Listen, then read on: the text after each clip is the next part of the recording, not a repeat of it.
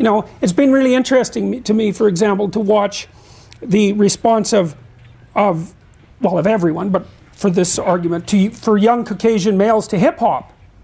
You know, there's an aggressiveness about hip-hop that's really attractive to young Caucasian males, and there's something absurd about the spectacle of the young Caucasian males taking on the persona of inner-city black gang members.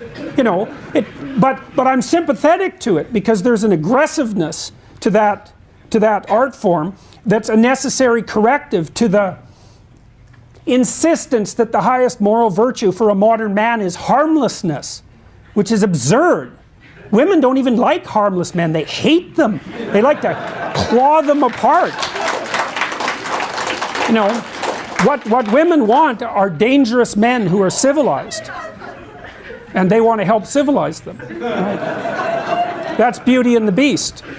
So, you know, I'll tell you a funny story, and only engineers could have come up with this because they're the only ones that have the unparalleled blindness to social convention that would allow them to discover it. So the Google engineers, I like engineers by the way, because they're very straightforward. The Google engineers wrote a book a while back called A Billion Wicked Thoughts, which was a study of internet searches, billions of them, literally. And they were looking a lot at pornography use. And well, there's lots known about male pornography use, partly, and it's easy to understand. I mean, males are, you know, pretty visually oriented, and what attracts them to pornography is fairly straightforward. You can tell that if you look at graffiti in a men's washroom. You know, it's like 2 circles and a triangle, and the men are absolutely transfixed by it.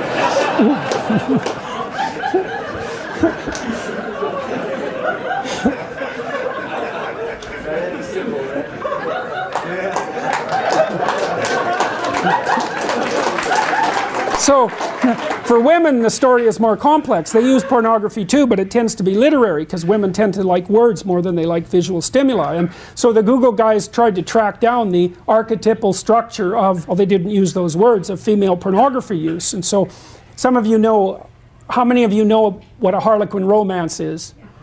Okay, good. So those are archetypal stories, right? That's the taming of the wild man, essentially, by the desirable and virginal woman. And if you think women don't want that, then you better bloody well come up with an explanation for 50 Shades of Grey, right? Which is the most rapid-selling novel in human history, and emerged at exactly the same time that all of this noise about the absence of gender roles is being produced, you know, en masse. It's like perfect female fantasy. It's exactly archetypally correct. It's Beauty and the Beast.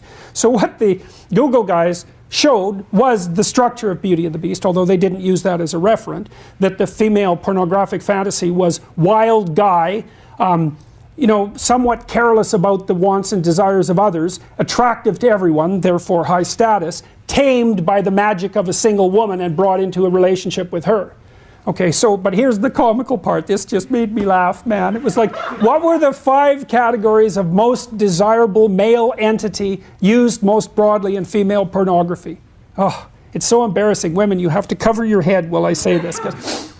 Vampire, werewolf, billionaire, surgeon, and pirate.